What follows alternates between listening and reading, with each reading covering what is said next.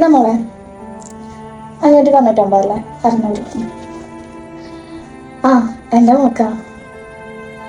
ആ അവള് അവള് ഇവിടെ ഇല്ല.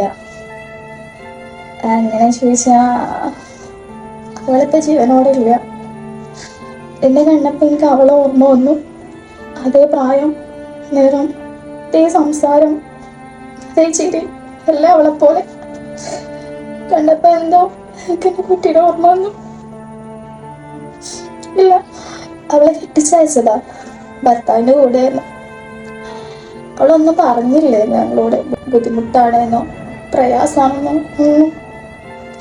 എന്റെ കുട്ടീനെ നല്ലോണം ഉപദ്രവിക്കും. അവന്റെ ഉമ്മയും പെങ്ങളും എല്ലാം.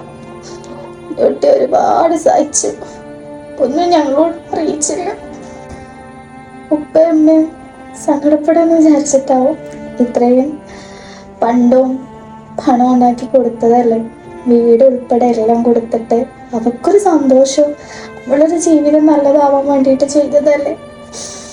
അവക്കൊന്ന് പറയായിരുന്നു. ഒന്നും മിണ്ടിയില്ല എൻ്റെ കുട്ടി.